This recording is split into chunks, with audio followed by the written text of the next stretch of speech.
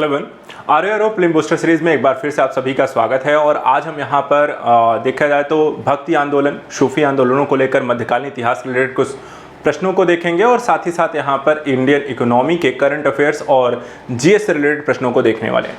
तो आप सभी मेरे साथ यहाँ पर जुड़ जाइए और सभी लोग यहाँ पर सभी प्रश्नों को यहाँ पर देखें, समझें। जो प्रश्न नहीं आता है उनको यहाँ पर देखने का, समझने का प्रयास करें कि किस तरीके के प्रश्न यहाँ पर इन टॉपिक से आ सकते हैं, आपको किस तरीके की तैयारी रखनी है। और क्योंकि यहाँ पे देखिए एग्ज़ाम जो हमारी तैयारी है वो मूलतः सफलता को अर्जित करने को लेकर के है, तो प्रयास जितना बेहतर रहेगा उसके परिणाम उतने अच्छे आने के चांसेस हमेशा रहेंगे। तो चलिए यहाँ पर आज का पहला प्रश्न देखते हैं। क्वेश्चन है, बाबा फरीद के नाम से कौन सा सूफी संत प्रसिद्ध था? ठीक है, ए है ख्वाजा कुतुबुद्दीन बख्तियार काकी, बी है गजे शंकर, निजामुद्दीन औलिया या शेख बुहरानुद्दीन गरीब। तो यहां पर यह बताना है आपको बाबा फरीद इनमें से किसे कहा गया है।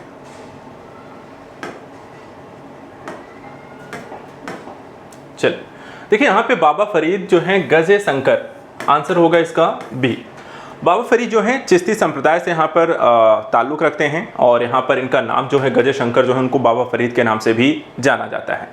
ये ख्वाजा कुतुबुद्दीन बख्तियार काकी ये इनके गुरु थे, यानी कि गजे शंकर जो हैं बाबा फरीद जो हैं ये शिष्य थे ख्वाजा कुतुबुद्दीन बख्तियार काकी के। तो आंसर यहाँ पे ध्यान रखिएगा, पहले का क्या है, बी रहेगा गजे शंकर। दूसरा देखते हैं, किस प्रसिद्ध सूफी संत ने दिल्ली के 7 सुल्तानों का शासनकाल देखा था? निजामुद्दीन औलिया, बाबा फरीद, ख्वाजा बख्तियार चिश्ती या Khwaja Moinuddin Chishti. A B C D, इसका राइट आंसर इसमें से क्या होगा? 7 सुल्तानों, ठीक है, यहां पर देख सकते हैं 7 यहां पर दिल्ली के जो सुल्तानों का शासनकाल देखने वाले कौन से सूफी संत थे। इनके तथ्य देखा जाए तो एक चीज और यहां पर रिलेट करता है। आंसर देखिए यहां पर आपका हो जाएगा निजामुद्दीन औलिया यानी कि ए। लेकिन निजामुद्दीन औलिया ने 7 शासनकाल जरूर देखे थे, लेकिन इन 7 शासनकाल में किसी के राज दरबार में ये नहीं थे। ये भी एक फैक्ट यहां पे ध्यान रखिएगा, ठीक है। तो निजामुद्दीन औलिया, ये फैक्ट आपको इसमें ध्यान रखना है, निजामुद्दीन औलिया। और बाबा जो फरीद थे, बाबा फरीद जो है इनके गुरु थे, ठीक है। निजामुद्दीन औलिया के गुरु कौन थे? बाबा फरीद थे। ये भी एक फैक्ट आपको ध्यान रखना है। तो आंसर हो जाएगा ए। तीसरा देखते हैं, किस सूफी संत को यह श्रेय दिया जाता है कि उसने दक्षिण भारत में चिश्ती सिलसिले का आरंभ किया है? संत शेख उस्मान, बुहरानुद्दीन गरीब, निजामुद्दीन औलिया या संत शेख उस्मान। तो यहाँ पर किसे श्रेय दिया जाता है कि दक्षिण भारत में जाकर चिश्ती संप्रदाय का यहाँ पर देखा जाए आपको प्रारंभ किया, उसको दक्षिण भारत में एक देखा जाए उसके प्रसार में काम किया। क्वेश्चन नंबर 3 का ए बी सी डी में इसका राइट आंसर क्या होगा? देखिए दक्षिण भारत में चिश्ती संप्रदाय को लेकर जो प्रसार का यहाँ पर श्रेय दिया जाता है वो जाता है बुहरानुद्दीन गरीब को। और ये देखा जाए तो इन्होंने दौलताबाद को यहाँ पर केंद्र बनाया था चिश्ती संप्रदाय का और यहीं से प्रसार आपको दक्षिण भारत में इन्होंने किया।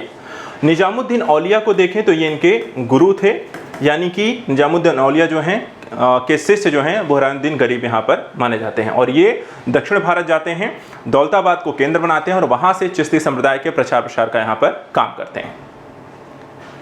क्वेश्चन नंबर 4 देखते हैं, बुद्ध और मीराबाई के जीवन दर्शन में मुख्य साम्य क्या था? ए अहिंसा व्रत का पालन, बी निर्वाण के लिए तपस्या, सी संसार दुखपूर्ण है या डी सत्य बोलना। तो मीराबाई और बुद्ध दोनों का समय काल अलग अलग है, लेकिन क्या एक समानता दोनों में दिखाई देती है इतने वर्षों के अंतराल में? तो एक चीज अगर आप देखें, चाहे बुद्ध ने भी उसके बारे में यहाँ पे चर्चा की है कि जो संसार है वो क्या है, दुखपूर्ण है, ठीक है। और मीराबाई ने भी जो अपनी पूरी जो जीवन है कृष्ण की लीला में यहाँ पर कह सकते हैं कृष्ण को समर्पित किया था और उसे भी विरह का यहाँ पर कारण, अर्थात कृष्ण की विरह में पूरी जीवन यहाँ पर उन्हें, अर्थात जो संसार उसे दुखपूर्ण माना है और एकमात्र जो उन्होंने साधन माना है भक्तिपूर्ण, यानी कि भगवान या कृष्ण के यहाँ पर भक्तिपूर्ण आराधना करने से ही यहाँ पर चैतन्य मन को यहाँ पे आपको शांति मिलती है। तो इस तरह से वहाँ पर उन्होंने संसार को दुखपूर्ण माना था। तो दोनों में जो समानता आपको देखने को मिलती है वो है संसार में दुखपूर्ण, आंसर है सी। देखा जाए मीराबाई एकमात्र ऐसी भक्त हैं जो कि भक्त के रूप में यहाँ पर अपने आप को वर्तमान समय में देखा जाए तो आपको एक प्रसिद्धि जिसको हम कहते हैं प्राप्त की है। इसके अलावा मीराबाई ने कृष्ण के संदर्भ में यहाँ पे काफ़ी सारे गीत इत्यादि लिखे हैं, जिनको यहाँ पे पदावली नाम से हम जानते हैं। उनका संकलन जो है पदावली के रूप में किया गया है। और ये जो पदावली है, ये जिस भाषा में लिखी गई है वो ब्रज और राजस्थानी भाषा में लिखी गई है। मीराबाई के देखा जाए जो पति थे वो भोजराज थे, जो कि आपके राणा सांगा के यहाँ पे पुत्र थे, जो कि मेवाड़ के आपके शासक रहे हैं। तो क्वेश्चन नंबर यहाँ पे 4 का आंसर हो जाएगा सी। क्वेश्चन नंबर 5 देखते हैं। कबीर एवं धर्मदास के मध्य संवादों के संकलन का शीर्षक क्या है? ठीक है, सबद, साखी, अमरमूल, रमैनी। क्वेश्चन नंबर 5 का आंसर दीजिए। कबीर और धर्मदास के मध्य संवादों के संकलन का शीर्षक A, B, C या D। देखा जाए तो कबीर जो है वो किस शाखा से संबंधित है? निर्गुण शाखा, निर्गुण भक्ति शाखा से यहाँ पर आपको संबंधित है।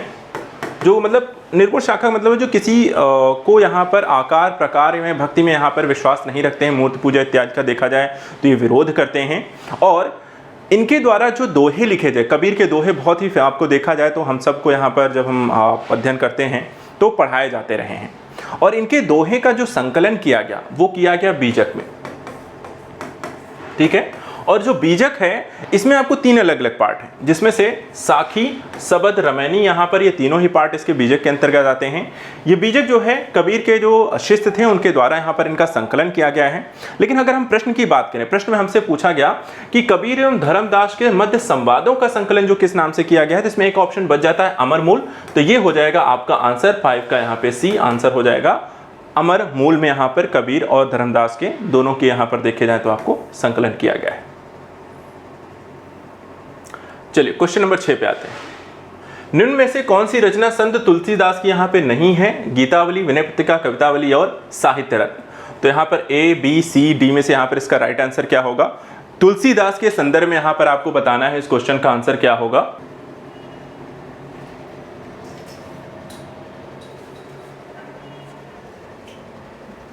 देखिए तुलसीदास ने कई सारी यहाँ पे अलग अलग रचनाएं की हैं और तुलसीदास को माना जाता है कि यहाँ पर राम भक्त माने जाते हैं। और इनको लेकर के काफ़ी सारे इन्होंने जो रचनाएं की हैं उनमें आपको गीतावली देखने को मिलती है, विनय पत्रिका, कवितावली। लेकिन साहित्य रत्न यहाँ पर इनकी ये रचना नहीं है। तो 6 का यहाँ पर आंसर हो जाएगा आपका डी। Question number 7। भारत में चिश्तिया संप्रदाय का प्रथम सूफी संत कौन था?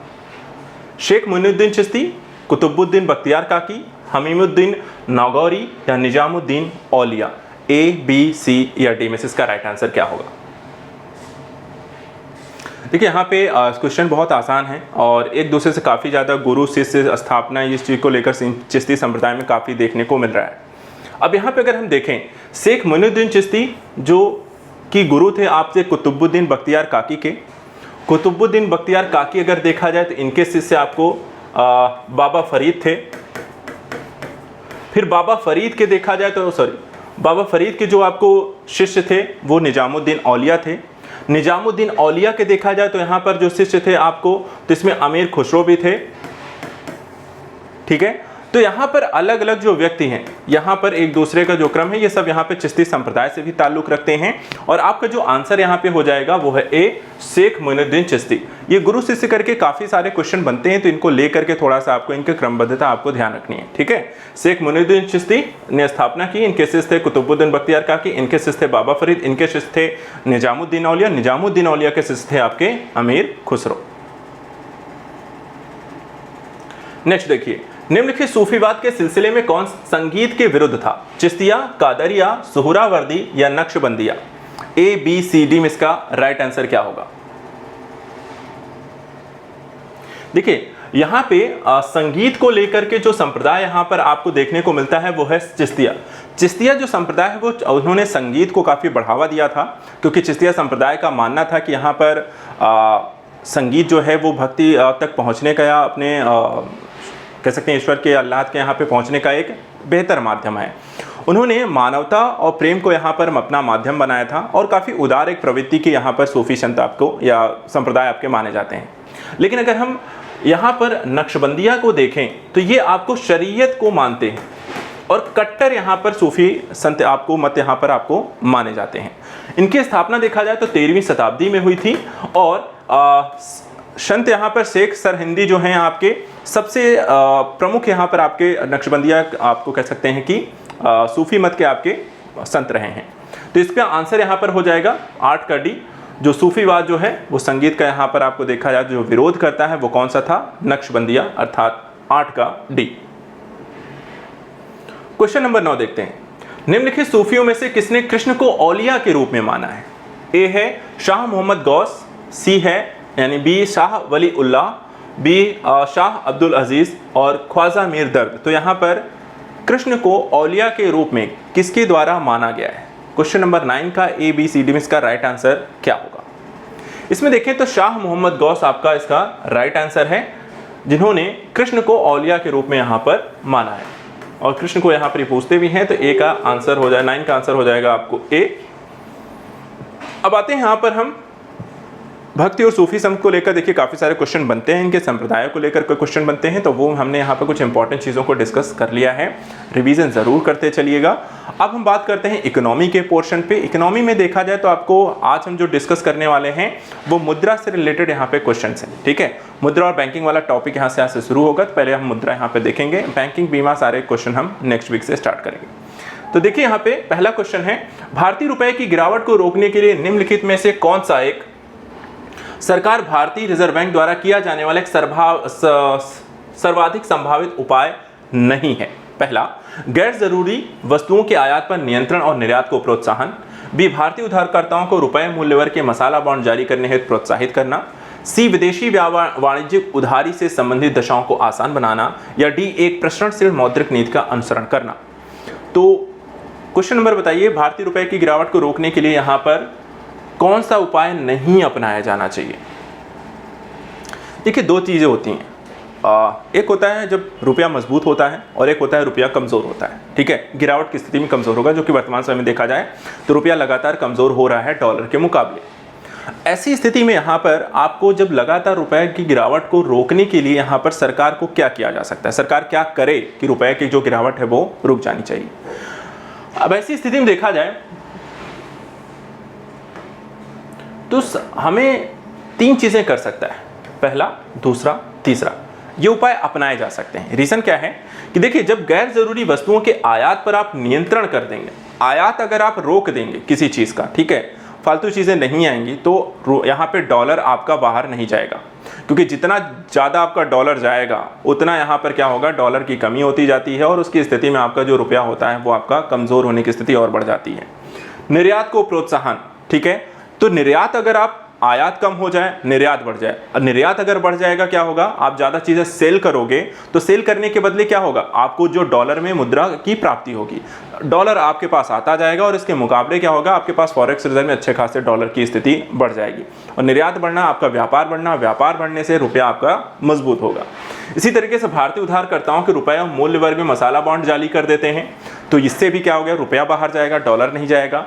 विदेशी वाणिज्यिक जो उधारी से संबंधित दशाओं को अगर आप आसान बना देते हैं, इससे भी लोग निवेशिक स्थितियां बढ़ जाती हैं, डॉलर में निवेशिक आ जाएं, तो डॉलर इससे बढ़ेगा और रुपया आपका मजबूत होगा। लेकिन दूसरी तरफ यहाँ पर हम जो नहीं कर सकते हैं वो है एक प्रसरणशील मौद्रिक नीति का अनुसरण करना। क्यों? क्योंकि अगर देखिए प्रसरणशील अर्थात आप एक्सपेंशन करते हैं रुपए का, तो आरबीआई अगर यदि मुद्रा जो है मार्केट में ज़्यादा डालेगी तो इससे क्या होगा, मुद्रास्फीति बढ़ती है, क्योंकि रुपए की कीमत जो होती है वो घट जाती है।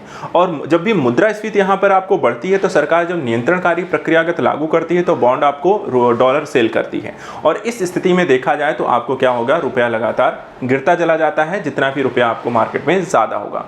तो ऐसी स्थिति में हमें क्या करना चाहिए, जो नहीं करना है उपाय वो है डी, यानी कि एक प्रसरणशील मौद्रिक नीति का अनुसरण हम नहीं करते, बाकी 3 उपाय हम अपना सकते हैं। क्वेश्चन नंबर 11 देखिए, कैशलेस लेन देन को बढ़ावा देने के लिए भारत सरकार द्वारा किस समिति का गठन किया गया? नचिकेत मोर समिति, शांता कुमार समिति, HR खान समिति, नीरज कुमार गुप्ता समिति, उपरोक्त में से कोई नहीं है, उपरोक्त में से एक से अधिक, A, B, C, D, E। तो यहां पर बताएं, कैशलेस लेन देन जो इसमें सबसे ज्यादा वैश्विक अर्थव्यवस्था में, भारतीय अर्थव्यवस्था में देखने को मिल रहा है, वो कौन सी समिति के यहाँ पे गठित किया गया था इसको आगे बढ़ाने के लिए? वर्तमान देखिए 2 चीजें हुई थी, एक तरफ कैशलेस लेन देन को यहाँ पर उसमें कमी करना था, दूसरी तरफ डिजिटल लेन देन को बढ़ावा देना था, और इन दोनों ही कार्यों के लिए 2 समितियां गठित की गई थी। जो हमारे क्वेश्चन का आंसर है पहले उसका आंसर देख लेते हैं। कैशलेस लेन देन को बढ़ावा देने के लिए भारत सरकार द्वारा समिति गठित की गई थी, वो नीरज कुमार गुप्ता समिति थी और ये गठित की गई थी 8 नवंबर 2016। इसी के देखा जाए तो करीब 2 हफ्ते बाद यानी कि 25 नवंबर 2016 को एक और समिति गठित की गई थी अमिताभ कांत की अध्यक्षता में। इसे बोला जाता है अमिताभ कांत समिति, और इस समिति का जो काम था वो था डिजिटल लेन देन को बढ़ावा देना।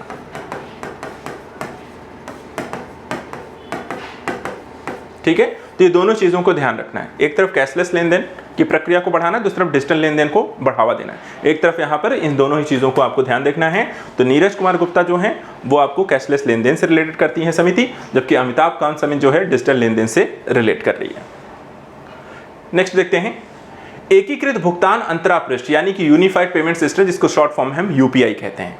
यूपीआई को कार्यान्वित करने के लिए निम्नलिखित किसके होने की संभाविता है, सर्वाधिक संभाविता किसकी है? पहला, ऑनलाइन भुगतानों के लिए मोबाइल वॉलेट आवश्यक नहीं होंगे। बी, लगभग 2 दशकों में पूरी तरह भौतिक मुद्रा का स्थान डिजिटल मुद्रा ले लेगी। सी, एफडीआई अंतर्वाह में भारी वृद्धि होगी। या डी, निर्धन व्यक्तियों को उपादानों यानी कि सब्सिडीज का प्रत्यक्ष अंतरण डायरेक्ट ट्रांसफर बहुत प्रभावकारी हो जाएगा। तो यूपीआई जो सिस्टम है उसको हम सबसे अच्छा या बेहतर जो है सर्वाधिक संभाविता जो है वो किसकी होगी? ए, बी, सी या डी में से? देखिए यूपीआई जो सिस्टम है ठीक है, ये आपको आईएमपीएस पे आधारित होता है। आईएमपीएस का मतलब इमीडिएट पेमेंट सर्विस, ठीक है। और इमीडिएट पेमेंट सर्विस में क्या होता है, हमें किसी भी प्रकार के आईएफएससी कोड, बैंक खाते और इस तरह के झंझट आपको नहीं होती, ना ही वॉलेट में यहाँ पर आपको पैसे होने चाहिए। आपके पास यहाँ पे कोई भी यूपीआई सिस्टम बेस्ड आपके ऐप हो, जैसे फोन पे हो गया, पेटीएम हो गया, ऐसी चीज़ें हो गई जिनके माध्यम से आप डायरेक्ट यहाँ पर ट्रांसफर कर सकते हैं। और ऐसी स्थिति में देखा जाए तो आपको डेली मतलब हर बार यहाँ पे पिन कोड या फिर आपको देखा आईएफएससी कोड, बैंक खाते आपको ऐड करने की जरूरत नहीं है। आपको यहाँ पर यूपीआई से डायरेक्ट आप अकाउंट एक बार आप लिंक करिए और उसके नंबर के थ्रू आप किसी को भी यहाँ पे सेल कर सकते हैं, मतलब आप ट्रांसफर कर सकते हैं। तो इस तरीके से यहाँ पे जो इसका आंसर हो जाएगा वो क्या है, लगभग 2 दशकों में पूरी तरह ऑनलाइन भुगतानों के लिए मोबाइल वॉलेट का जो आवश्यक यहाँ पे आपको खत्म हो जाएगा, क्योंकि हमें यहाँ पर आपके मोबाइल वॉलेट में पैसा हो ना हो, आपके अकाउंट से सीधे यहाँ पे पैसे दूसरे को ट्रांसफर हो जाएंगे। तो ये है आपका क्वेश्चन 12 का आंसर हो जाएगा ए। तीसरा 30 नंबर क्वेश्चन, मुद्रा की दशमलव प्रणाली के साथ प्रचलित नया पैसा कब पैसा हो गया? ए 1 अप्रैल 1957, 1 अप्रैल 1965, 1 जून 1964, 2 अक्टूबर 1961। तो ये बताइए, क्वेश्चन आपको एग्जाम में पूछे गए हैं। मुद्रा की दशमलव प्रणाली, देखिए मुद्रा की 2 दशमलव प्रणाली आई थी, वो आई थी 1957 में, और 1957 से लेकर के 1964 तक जो भी टकसाल में जो भी मुद्राएं आपको छापी गई उनको नाम दिया गया नया पैसा। उसके बाद 1964 में यहां पर आपको एक संशोधन किया गया और उसके बाद नया जो शब्द था इसको हटा दिया गया, और उसके बाद हम देखें तो 1 जून 1964 से जो यहां पर मुद्रा की दशमलव प्रणाली में नए पैसे की जगह पे पैसा शब्द रह गया। तो इसका आंसर क्या हो जाएगा? सी। सभी लोग टिक कर लें, 13 का आंसर हो जाएगा आपका सी। क्वेश्चन नंबर 14 देखिए, निम्न पर विचार कीजिए। क्षेत्रीय ग्रामीण बैंक, अग्रणी बैंक योजना, नाबार्ड और यहां पर भारतीय स्टेट बैंक, इन बैंकों के स्थापित होने का ऐतिहासिक क्रम क्या है? ठीक है, ए है 4-3-1-2, बी है 4-2-1-3, सी है 2-3-4-1 या डी है 2-1-4-3। सन के अनुसार, समय के अनुसार, वर्ष के अनुसार कौन सबसे पहले आया और कौन सबसे बाद आया, उसको उस क्रम में यहाँ पर आपको एक कूट का चयन करना है। अगर हम देखें यहाँ पर जैसे भारतीय स्टेट बैंक है 1955, नाबार्ड देखिए 1982, अग्रणी बैंक योजना 1969 और आरआरबी 1975। तो यहाँ पर सबसे पहले कौन आया? 4 नंबर। फिर यहाँ पर आप देखें तो दूसरे नंबर पे देखा तो आपको कौन सा आ गया? 2 नंबर, फिर 1 नंबर और फिर 3 नंबर। तो आपका आंसर यहाँ पे देखा जाए तो हो जाएगा 4, 2, 1, 3 यानी कि बी आंसर। ठीक है, तो भारतीय स्टेट बैंक 1955 में, उसके बाद अग्रणी बैंक योजना 1969 में, आरआरबी गठित हुआ 1975 में और नाबार्ड 1982 में। निम्नलिखित पर विचार करना है। जनता के पास मुद्रा, बैंकों के पास मांग जमा यानी कि डिमांड डिपॉजिट, और बैंकों के पास समय जमा यानी कि टाइम डिपॉजिट। इनमें से कौन से भारत में व्यापक धन यानी कि M3 में शामिल हैं? देखते हैं, 1 और 2, सी है 2 और 3, डी है 1 और 3, और सॉरी बी है 1 और 3, और 1 2 3। तो ABCD में 1 2 2 3 1 3 या 1 2 3।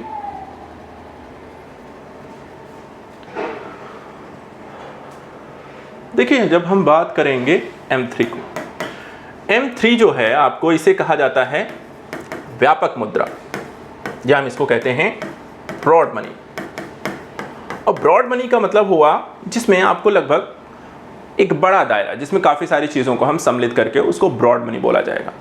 अब इसमें जनता के पास जो मुद्रा है हम उसको भी शामिल करते हैं, इसमें जितना भी डिमांड डिपॉजिट है हम उसको भी शामिल करते हैं, इसमें जितना टाइम डिपॉजिट है उसको भी शामिल करते हैं, और साथ ही साथ इसमें एक और चीज़ शामिल करते हैं, जो चौथी चीज़ है वो है RBI के पास जो जमा है। ठीक है, तो ये सारी चीज़ों को मिलाकर बनता है M3।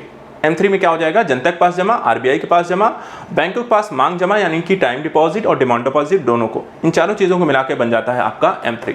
क्योंकि यहाँ पे तीनों ही ऑप्शन दिए गए हैं तो हमारा आंसर हो जाएगा यहाँ पे डी 1 2 3। तो 15 का सभी लोग टिक कर लें, आंसर है 15 का 3, सॉरी डी। नेक्स्ट क्वेश्चन, किसी अर्थव्यवस्था में मुद्रा गुणक यानी कि मनी मल्टीप्लायर निम्नलिखित में से किसके साथ साथ बढ़ता जाएगा? एक पहला है आरक्षित नकदी यानी कि कैश रिजर्व अनुपात में अगर वृद्धि हो, दूसरा कहता है जनता की बैंकिंग आदतों में वृद्धि हो, तीसरा कहता है सामूहिक नकदी अनुपात में वृद्धि हो, और चौथा कहता है कि देश की जनसंख्या में वृद्धि हो।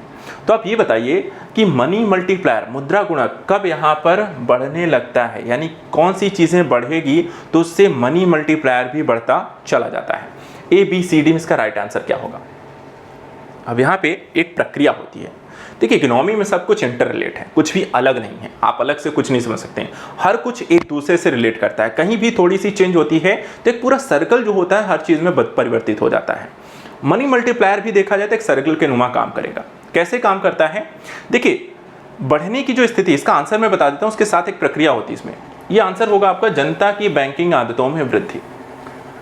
कैसे? देखिए, जब यहाँ पे जनता की बैंकिंग आदतों का वृद्धि का मतलब होता है कि जब बैंक में आप ज़्यादा से ज़्यादा जितना जनता है, अगर 100 लोग हैं, 100 के 100 लोगों के पास जितना पैसा था वो पैसा ले जाकर वो बैंक में जमा करने लग जाए। ठीक है, तो बैंकों के पास क्या होगा? इससे बैंकों में जमा वृद्धि हो जाएगी, और बैंकों में जमा वृद्धि होने से क्या होगा? जब बैंकों के पास पैसा ज़्यादा होता है तो वो क्या करते हैं? रखे थोड़ी रहते हैं, क्या करते हैं? वो ऋण देते हैं। ठीक है, तो ऋण में वृद्धि करेंगे, ऋण बांटने में क्या हो जाएगी? बैंकों की वृद्धि होगी।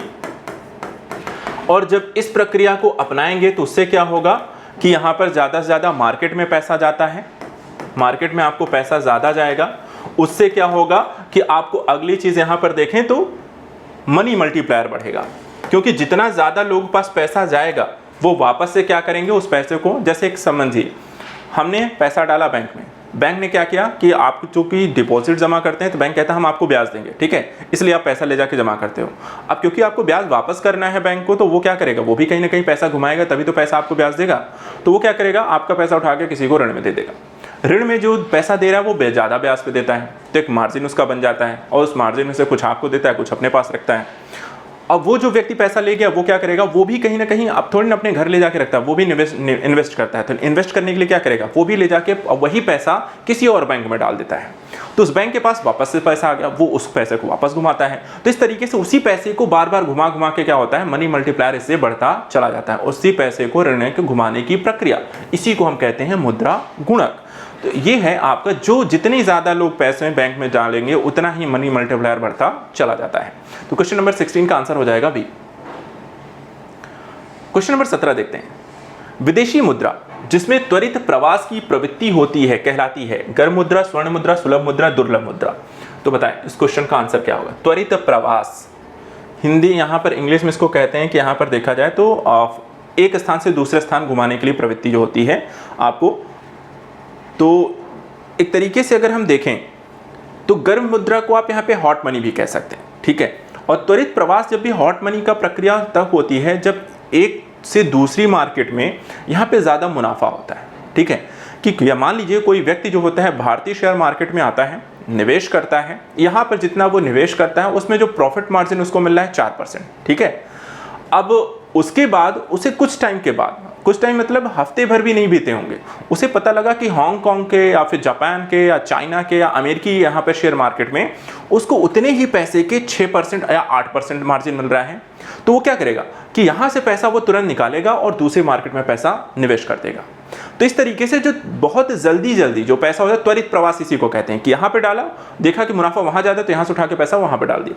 इस तरह की प्रक्रिया को ही बोला जाता है हॉट मनी, इंग्लिश में इसको बोलते हैं हॉट मनी, जो सिर्फ लाभ और विनिमय दर के आधार पे, प्रॉफिट मार्जिन के आधार पे जो होती है, मुद्रा को एक स्थान से दूसरे स्थान घुमाने जाने की प्रक्रिया होती है, इन्वेस्टमेंट की प्रक्रिया होती है। यही होती है आपको गर्म मुद्रा या हॉट मनी। तो 17 का आंसर है आपका ए। क्वेश्चन नंबर 18 में देखिए, भारत में सिक्के जारी करने के लिए कौन अधिकृत है? रिजर्व बैंक ऑफ इंडिया, वित्त मंत्रालय, स्टेट बैंक ऑफ इंडिया और राष्ट्रीय स्टॉक बाजार। ए, बी, सी, डी। जैसा कि हम सब जानते हैं, आरबीआई मूलतः भारतीय मार्केट को नियंत्रित करने का काम करता है, मौद्रिक नीति का यहाँ पे संचालन करता है, लेकिन क्या सिक्के भी जारी करने का अधिकार उसके पास है? तो इसके लिए आप अगर देखें तो भारत सरकार के द्वारा यहाँ पर एक क्वाइनेज एक्ट 2011 जारी किया गया है, और इस क्वाइनेज एक्ट 2018 के माध्यम से वित्त मंत्रालय के पास एकमात्र यहाँ पर अधिकार है क्या करने का? सिक्के जारी करने का, ठीक है। तो सिक्के जारी करने का एकमात्र अधिकार वित्त मंत्रालय के पास है, लेकिन परिचालन की जो जिम्मेदारी है, सिक्कों के भी परिचालन की जिम्मेदारी जो है वो किसके पास रहती है? आरबीआई के पास रहती है। तो यहाँ पर बैंकिंग विनियमन अधिनियम 1949 के तहत परिचालन की जिम्मेदारी जो है वो रहेगा आपको रिजर्व बैंक ऑफ इंडिया के पास, और क्वाइनेज एक्ट 2000 यहाँ पर 11 के माध्यम से वित्त मंत्रालय सिक्के जारी कर सकता है। तो क्वेश्चन का आंसर हो जाएगा आपका बी। क्वेश्चन नंबर 19, भारतवर्ष में सिक्कों की ढलाई होती है, कहां होती है? दिल्ली, मुंबई, कोलकाता, दिल्ली, कोलकाता, हैदराबाद, मुंबई, दिल्ली, बंगलुरु या मुंबई, कोलकाता, हैदराबाद। ए, बी, सी, डी में से इसका राइट आंसर क्या है? सिक्कों की ढलाई के लिए देखिए टकसाल बनाए गए हैं, और ये टकसाल देखा जाए तो भारत में इस समय 4 जगह पर है। पहले 3 थे, बाद में एक और यहाँ पे टकसाल बनाया गया है। इसका जो आंसर यहाँ पे हो जाएगा वो है क्वेश्चन नंबर 19 का, यहाँ पर मुंबई, कोलकाता, हैदराबाद। जो तो चौथा यहाँ पे टकसाल बनाया गया 1988 में नोएडा, ठीक है। तो इस समय यहाँ पर 4 टकसाल हैं भारतवर्ष में, जो कि यहाँ पर आपको 19 का आंसर हो जाएगा डी। क्वेश्चन नंबर 20, निम्नलिखित में से कौन सा एक कथन वैध मुद्रा यानी कि लीगल टेंडर मनी के सही अर्थ को वर्णित करता है? ए, न्यायालय में विधिक मामलों के लिए फीस के चुकाने में जो मुद्रा दी जाती है। बी, वह मुद्रा जो कोई ऋणदाता अपने दावों के लिए निपटाने में स्वीकार करने के लिए बाध्य होता है। सी, चेक ड्राफ्ट, विनिमय बिलों आदि के रूप में बैंक मुद्रा। और डी, किसी देश में चलन में धातु मुद्रा। तो बताएं लीगल टेंडर मनी क्या होती है? ए, बी, सी या डी?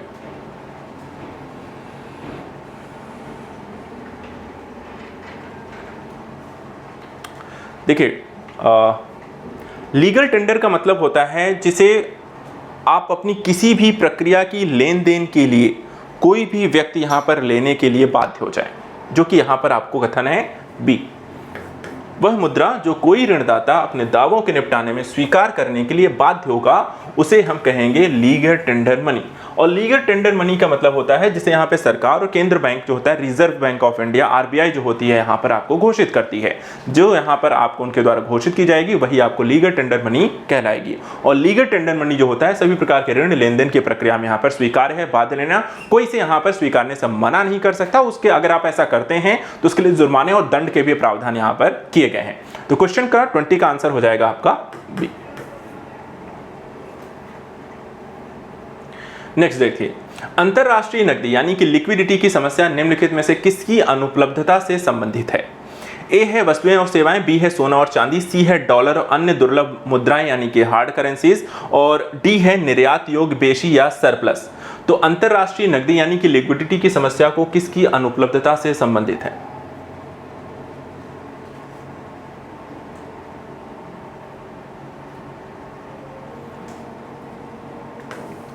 देखिए, जब भी हम कहते हैं कि अंतर्राष्ट्रीय लिक्विडिटी की समस्या होती है, लिक्विडिटी का मतलब होता है कि आपको किसी भी प्रकार की लेन देन की स्थिति आपके लिए सामान्य ना रह जाए।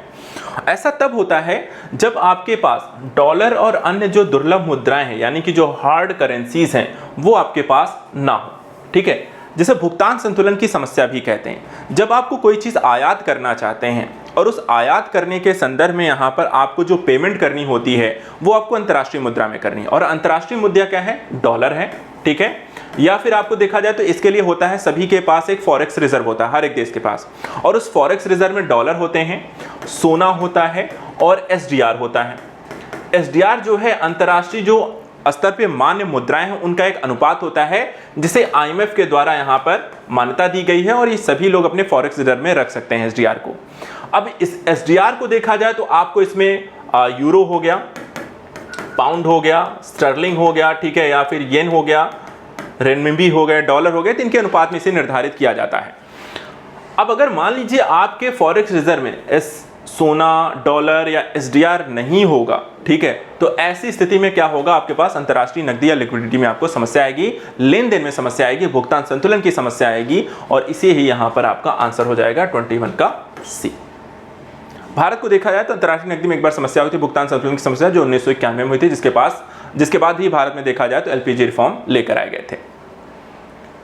नेक्स्ट क्वेश्चन, भारत में काले धन के सृजन के निम्नलिखित प्रभावों में से कौन सा भारत सरकार की चिंता का मुख्य कारण है? ठीक है, यहां पे देखिए, पहला है स्थावर संपदा के क्रय और विलासिता युक्त आवास में निवेश के लिए संसाधनों का अपयोजन।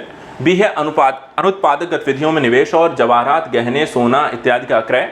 सी है राजनीतिक दलों को बड़े चंदे एवं क्षेत्रवाद का विकास। डी है कर अपवंचन के कारण राजकोष में राजस्व की हानि। तो ब्लैक मनी जो होता है या काला धन, उसके कारण मूल रूप से कौन सी चिंता सबसे बड़ी चिंता है भारत सरकार के लिए, ये आपको बनाना है। ब्लैक मनी काफी ज्यादा चर्चा में रहा है पिछले कई सालों से। तो यहां पर देखा जाए क्वेश्चन नंबर 22, ब्लैक मनी को लेकर जो सबसे ब्लैक मनी होती क्या है? बेसिकली ऐसा मुद्रा या पैसा या आय जो होती है जिस पर सरकार को टैक्स ना दिया गया हो, उसे ही ब्लैक मनी कहा जाता है। तो इस लिहाज से आपका सीधा सा आंसर क्या हो जाएगा? कर अपवंचन के कारण राजकोष में राजस्व की हानि। ठीक है, अगर आप टैक्स नहीं देते हैं, टैक्स नहीं देने के कारण वो ब्लैक मनी बन जाती है, और इसे कर अपवंचन की स्थिति कहते हैं, उससे कर से बचने का एक तरीका, टैक्स अवॉइडेंस की स्थिति। तो क्वेश्चन नंबर 22 का आंसर हो जाएगा डी। नेक्स्ट, निम्नलिखित में से कौन सी मुद्रा या मुद्राएं कृत्रिम समझी जाती हैं? एडीआर, एसडीआर, जीडीआर, एडीआर और एसडीआर दोनों। देखा जाए तो हम इसमें आपको मूलतः एडीआर को एसडीआर को शामिल करते हैं। अभी हमने डिस्कस किया, एसडीआर जो है कोई मुद्रा नहीं है, किसी देश में नहीं मिलती है, बस एक अनुपात है, एक प्रपत्र है, ठीक है, और इसे स्वीकारता आईएमएफ के द्वारा दी गई, जो विभिन्न मुद्राओं के कह सकते हैं अनुपात में इसका निर्धारण किया गया है। तो इसका आंसर हो जाएगा सी, सॉरी मतलब एसडीआर यानी कि बी। चलिए आते हैं क्वेश्चन नेक्स्ट पे। यहाँ पर ये क्वेश्चन जो है आपका करंट अफेयर से रिलेटेड है, तो आप क्वेश्चन को देखें, उसके बाद आंसर को थोड़ा सा डिस्कस करेंगे। निम्नलिखित कथनों में से कौन सा साध्य यहाँ पर सही है? ठीक है, पहला, 2000 रुपए के नोटों को वापस लेना आरबीआई की क्लीन नोट पॉलिसी का हिस्सा है।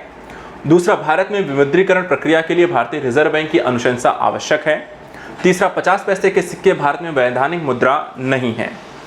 नीचे दिए कूट का प्रयोग कर सही उत्तर को चुनिए। ए है केवल 1 और 2, बी कहता है 2 और 3, सी कहता है केवल 1 और डी कहता है 1, 2 या 3।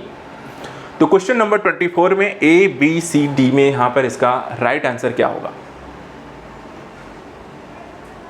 ए, बी, सी, डी बताएं।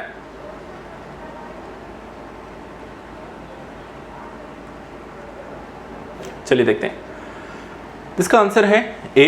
क्यों है उसको हम देख लेते हैं। सबसे पहले देखें, 2000 रुपए के जो नोट हैं इनको वापस लेना आरबीआई की स्वच्छ नोट नीति का हिस्सा है, जिसका उद्देश्य है जनता को बेहतर सुरक्षा सुविधाओं के साथ उच्च गुणवत्ता वाले करेंसी नोट और सिक्के प्रदान करना। अतः कथन एक यहाँ पर आपका सही हो जाएगा। वहीं भारत में विमुद्रीकरण वैधानिक आधार भारतीय रिजर्व बैंक अधिनियम 1934 की धारा 26(2) है, जो कि यहाँ पर आरबीआई की अनुशंसा पर केंद्र सरकार को आधिकारिक राजपत्र में अधिसूचित द्वारा बैंक नोटों की किसी भी श्रृंखला को वैधानिक मुद्रा के रूप में घोषित करने की अनुमति देता है। अतः कथन 2 भी सही है। भारत में सिक्के सीमित वैध मुद्रा के रूप में कार्य करते हैं। 1 रुपए के बराबर या उससे अधिक के मूल्य वर्ग के सिक्कों को 1000 रुपए तक की राशि के लिए वैधानिक मुद्रा के रूप में इस्तेमाल किया जा सकता है। इसके अतिरिक्त 50 पैसे यानी कि आधे रुपए सिक्के को 10 रुपए तक की राशि के लिए वैधानिक मुद्रा के रूप में इस्तेमाल किया जा सकता है। अतः कथन 3 यहाँ पर आपको सही नहीं है। तो वर्तमान समय में देखा जाए तो 50 पैसा आपको वैधानिक मुद्रा नहीं रह गई है, तो आंसर हो जाएगा 1 और 2 यानी कि ए। नेक्स्ट क्वेश्चन, निम्नलिखित कथनों में से कौन सा या सही है? पहला, स्वामित्व जो है पंचायती राज मंत्रालय की केंद्र प्रायोजित योजना है जो ग्रामीण इलाकों में भूमि पार्सल की मैपिंग के लिए शुरू की गई है।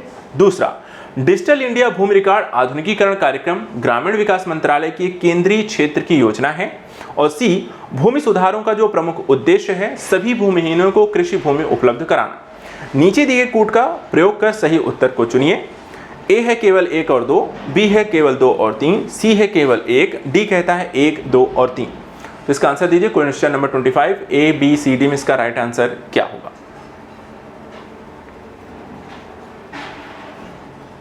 सभी लोग आंसर अपना दे सकते हैं। ए बी सी डी में इसका राइट आंसर क्या है? चलिए आइए देखते हैं इसका आंसर। आंसर है, सभी लोग यहाँ पे नोट कर लें, बी, और क्यों है उसको हम यहाँ पर थोड़ा सा जस्टिफाई कर लेते हैं।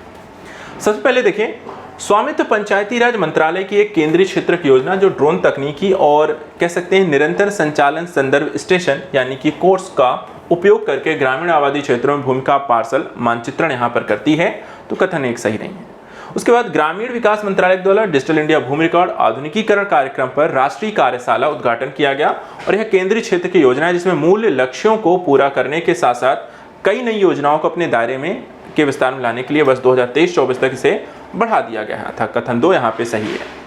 वहीं तीसरा, भूमि सुधारों का प्रमुख उद्देश्य सभी भूमिहीनों को कृषि भूमि उपलब्ध कराना था।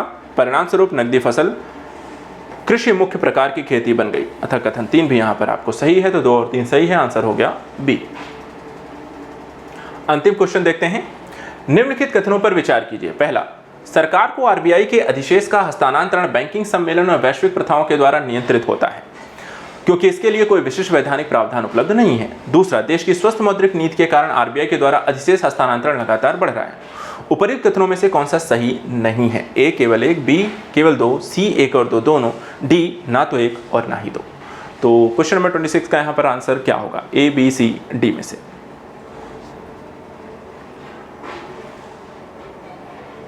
चलिए ये देखते हैं इसका आंसर। क्या आंसर है? सी, यानी कि 1 और 2 दोनों। क्यों है? आइए देखते हैं। सबसे पहले देखिए, भारतीय रिजर्व बैंक यानी कि आरबीआई जो है केंद्र सरकार को अधिशेष धन के एक महत्वपूर्ण हस्तांतरण को मंजूरी दे देती है और ये राजकोषीय स्थिति का एक बड़ा प्रोत्साहन यहाँ पर इसके माध्यम से प्रदान किया जाता है। देखा जाए तो लेखा वर्ष 2022-23 में अधिशेष हस्तांतरण जो था 87,416 करोड़ रुपए, जो पिछले वर्ष की तुलना में करीब 188% यहाँ पर अधिक है।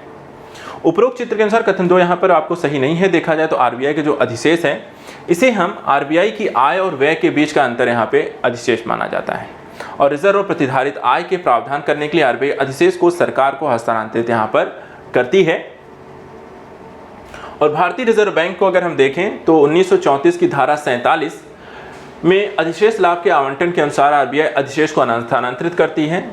इस कारण से देखा जाए तो पहला सही नहीं होगा। वहीं वाई.एच. मालेगम 2013 की अध्यक्षता वाली आरबीआई की बोर्ड की एक तकनीकी समिति जिसने यहाँ पर भंडार की पर्याप्तता और अधिशेष वितरण नीति की समीक्षा की, सरकार को उच्च हस्तांतरण की यहाँ पर सिफारिश की और मुख्य तौर पर कुछ अपवादों के साथ अधिशेष हस्तांतरण की मात्रा औसत सकल घरेलू उत्पाद का लगभग 0.5% है। तो इस तरीके से यहाँ पर हम देखें तो आपका कथन जो है 1 और 2 दोनों सही नहीं है। आंसर हो जाएगा आपका सी। तो इस तरीके से यहाँ पर हम देखें तो आपका आज का सेशन यहाँ पे होता है समाप्त। नेक्स्ट आपके वीक में कुछ और टॉपिक के साथ कुछ नए परिवर्तनों के साथ हम यहाँ पर इस पर कुछ काम करने वाले हैं। इसको लेकर के मैं यहाँ पर एक से वीडियो लेकर आऊँगा जिसके माध्यम से मैं आप सभी का सुझाव भी चाहूँगा क्योंकि इसमें मैं कुछ परिवर्तन करना चाहता हूँ क्योंकि इससे आपके लिए शायद मेरे ख्याल से ज़्यादा बेहतर एक स्थिति देखने को मिल सकती है। फिलहाल आज के सेशन में इतना ही। Thank you so much and good luck.